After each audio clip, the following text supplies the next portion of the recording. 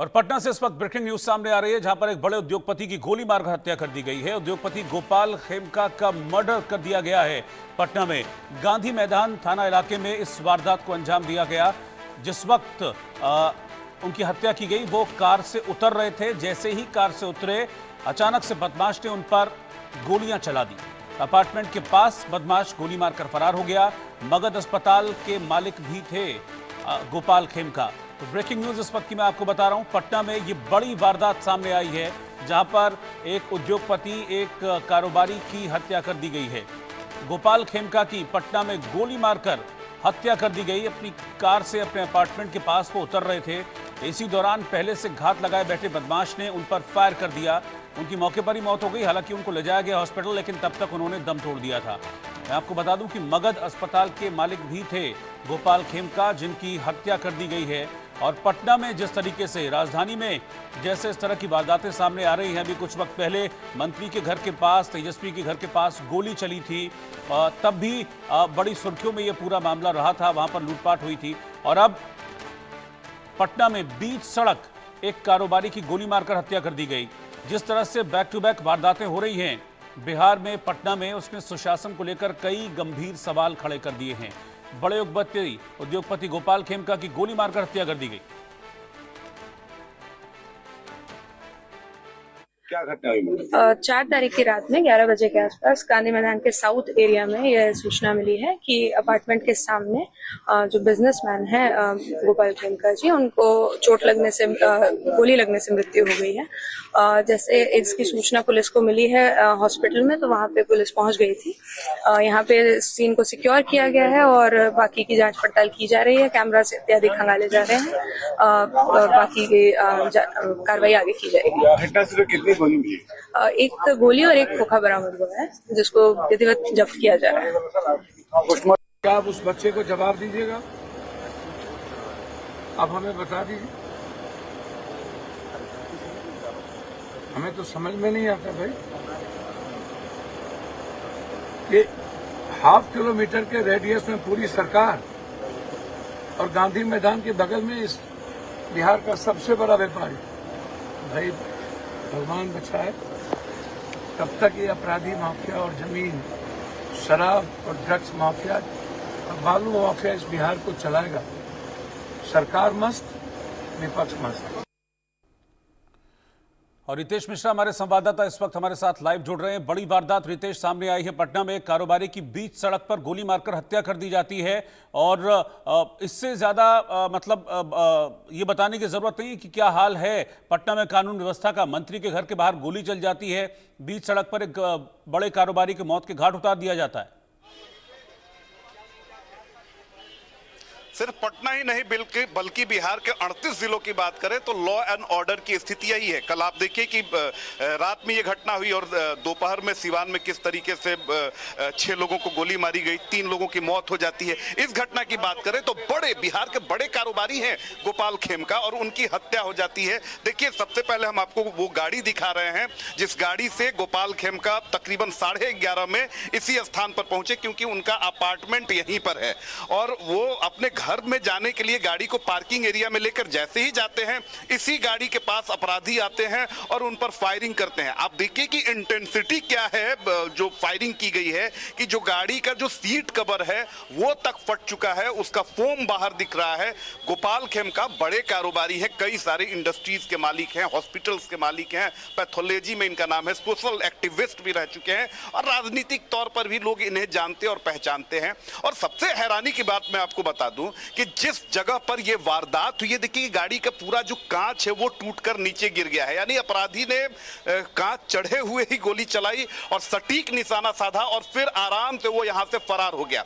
सवाल इसलिए भी उठेंगे क्योंकि ये जो एरिया है, ये जो इलाका है, ये काफी पॉश इलाका माना जाता है। पटना के जितने भी 5 स्टार होटल्स हैं वो इसी इलाके में हैं।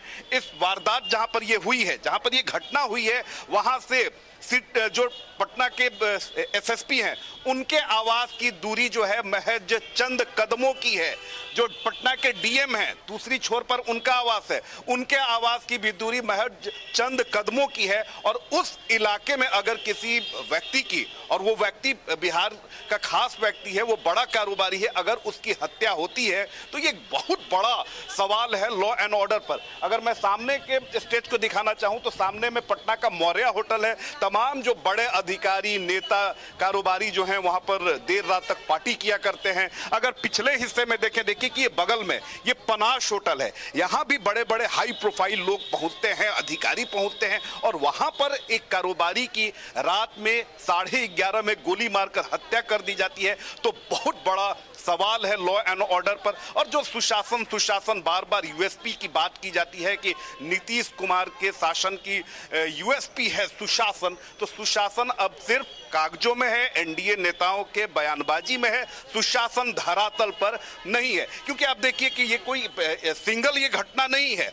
सिवान में कल ही अगर बात करें तो शुक्रवार को ही सिवान में जो शराब माफिया है उसने 3 लोगों की हत्या कर दी।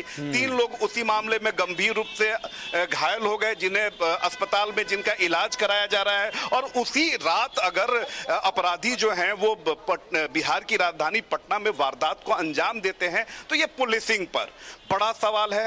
पुलिस का क्या इकबाल रह गया है, पुलिस को लेकर क्या कुछ अपराधी सोच रहे हैं, ये खुलेआम चैलेंज है। क्योंकि उन्हें पता है कि पुलिस जो है, अब देखिए यही अपार्टमेंट है, इसके अंदर वो जाने वाले थे, लेकिन उसके पहले ही उनकी गोली मारकर हत्या कर दी जाती है। तो सबसे बड़ा सवाल ये है कि जहां पुलिस जो है वो सिर्फ दारू कारोबार में, अवैध वसूली में लगी रहेगी तो वहां आए दिन हत्याएं होती रहेंगी। और कैजुअल अप्रोच में अगर किसी भी हत्या को सरकार के लोग, जो सत्ताधारी दल के लोग हैं, अगर उसको जस्टिफाई करेंगे तो इसी तरह पुलिस भी जो है वो अपना बचाव करेगी और अपराधी तो मस्त होकर घूमेंगे ही। सबसे हैरानी की बात मैं आपको बता दूं कि घटना 11:30 की है और महज चंद कदमों की दूरी पर थाना, जो संबंधित थाना है गांधी मैदान, उसकी दूरी है।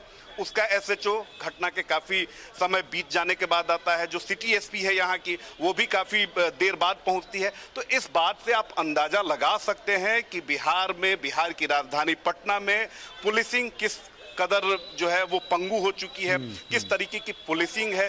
तब जबकि तमाम जो संसाधन है वो पुलिस को मुहैया कराए गए हैं, चाहे अत्याधुनिक हथियारों की बात करें, व्हीकल्स की बात करें, तमाम चीजें पुलिस को दी गई हैं, पुलिस को मुहैया कराई गई हैं। पुलिस फोर्स में लगातार बहाली हो रही है, लेकिन उसके बाद भी अगर अपराधी तांडव कर रहे हैं तो ये बहुत बड़ा सवाल है सरकार के ऊपर, पुलिस के ऊपर। आप मेरे साथ बने रहिएगा, इस वक्त एक ब्रेकिंग न्यूज आ रही है, फिर मैं आपके पास लौटूंगा। बड़ी खबर यह है कि गोपाल खेमका हत्याकांड पर अब एसआईटी बना दी गई है। एसआईटी का गठन कर दिया गया है। एसपी सिटी सेंट्रल की अगुवाई में ये एसआईटी बनाई गई है। एसपी सिटी को इस जांच की कमान सौंपी गई है। हत्याकांड की जांच के लिए एसआईटी बनाई गई है। गोपाल खेमका हत्याकांड से जुड़ी ये बड़ी खबर मैं आपको बता रहा हूं, जहां पर कल रात 11:30 बजे पटना में उनका मर्डर कर दिया गया। पटना का बेहद पॉश इलाका जहां पर ये मर्डर किया गया, और जैसा कि रितेश ने बताया भी कि सारे बड़े अधिकारी, फिर चाहे वो एसएसपी हो, डीएम हो, उनके घर आसपास हैं। बड़े बड़े उद्योगपति, कारोबारी और टॉप नॉच लोग जो हैं वो इस एरिया में रहते हैं। लेकिन वहां पर 11:30 बजे एक हत्याकांड को अंजाम देकर बदमाश आराम से निकल जाता है। ये अपने आप में एक बड़ा सवाल खड़े कर रहा है राज्य सरकार पर, सुशासन पर। और आरजेडी किस तरीके से हमलावर हो गई है वो देखिए आप। कि बिहार की राजधानी पटना में सरकार के पुलिस प्रशासन के मुख्यालय के नाक के नीचे सबसे पॉश एरिया में इस तरह एक व्यवसायी की गोली मारकर हत्या हो जाती है। और लगातार श्री तेजस्वी यादव जी क्राइम बुलेटिन जारी कर सरकार को आईना दिखा रहे हैं, सवाल पूछ रहे हैं। ये तो गोली मार सरकार हो गया बिहार में। और आदरणीय नीतीश कुमार जी अब 1 मिनट भी मुख्यमंत्री की कुर्सी पर रहने लायक नहीं रहे। ये सरकार पूरी तरह से बिहार में अराजक स्थिति हो गई। चीख पुकार, चित्कार, हाहाकार मचा है। ये सरकार की विदाई से ही बिहार की भलाई होगी। रितेश हमारे साथ लगातार इस वक्त बने हुए हैं पटना से। रितेश, बड़ी वारदात है और अब एसपी सिटी को सौंपी गई है जांच की कमान, एसआईटी बना दी गई है। अब बिल्कुल देखिए कि एसआईटी बना दी गई है, एफएसएल ने सारी चीजों को कलेक्ट कर लिया है, ये सिर्फ आई वॉश है। एसआईटी आपने बना दिया, अभी तक अपराधी नहीं पकड़ा गया है, कौन अपराधी है, मोडस ऑपरेंडी क्या है, क्या कुछ है, ये सिर्फ आई वॉश के लिए है कि हमने एसआईटी बना दी है। क्योंकि देखिए कि अब कोई भी, अब देखिए कुछ दिन पहले जो नेता प्रतिपक्ष है तेजस्वी यादव, उनके आवास के ठीक बाहर गोलीबारी की जाती है, तब भी पुलिस का कैजुअल अप्रोच था क्योंकि वो आम व्यक्ति था। अब ये क्योंकि खास व्यक्ति है इसलिए यहाँ पर एफएसएल और तमाम अच्छा, मुझे रितेश इतना बताइए कि पुलिस शक किस पर जाहिर कर रही है? आपने जो पुलिस शक किस पर जाहिर कर रही है? इस हत्या के पीछे वजह क्या, मोटिव क्या पुलिस है? देखिए शक तब जाहिर करेगी जब पुलिस कुछ, देखिए सबसे बड़ी बात है कि हत्या की वजह क्या है, जब अपराधियों का आप ट्रेस करेंगे तब आप जान पाएंगे। अब पुलिस जो है वो अपराधी को अभी तक ट्रेस ही नहीं कर पाई है कि आखिर अपराधी का मकसद क्या था, उसने क्यों गोलीबारी की, क्यों इनकी हत्या की। हाँ, हालांकि इसे जोड़कर देखा जरूर जा रहा है। 2018 में जो गोपाल खेमका हैं, इनके बेटे की हत्या हाजीपुर, पटना से तकरीबन 10-15 किलोमीटर की दूरी है, वहां पर उनके बेटे की हत्या कर दी गई थी और उसी घटना से इसे वो जोड़कर देख रही है। लेकिन अभी कुछ भी कहना जल्दबाजी होगी क्योंकि अंदर इन्वेस्टिगेशन पूरा ये मामला है।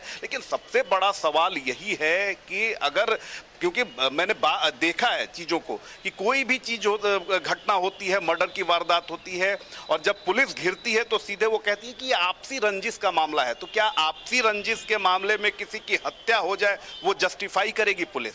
तो इस मामले में भी पुलिस वही चीज कर रही है कि देखिए, आपने सुना होगा जो सिटी एसपी जो है दीक्षा, उसने किस तरीके से बयान दिया कि देखिए कि हम तो हॉस्पिटल पहुंच गए, हम घटना की जानकारी मिली तो हमारी टीम वहां पहुंची। तो टीम आपकी पहुंची तो क्या आपकी टीम ने किसी पर एहसान किया? पहुंचना आपका काम है, लेकिन पहुंचने की टाइमिंग पर जरूर सवाल उठ रहे हैं क्योंकि घटना, जो परिजन है उनका आरोप है कि घटना 11:30 बजे की है और जो पुलिस है उसकी टीम 2-2:30 बजे पहुंची, यानी घटना से तकरीबन 2 घंटे बाद इसको लेकर भी सवाल उठ रहे हैं। जी, बहुत शुक्रिया रितेश आपका।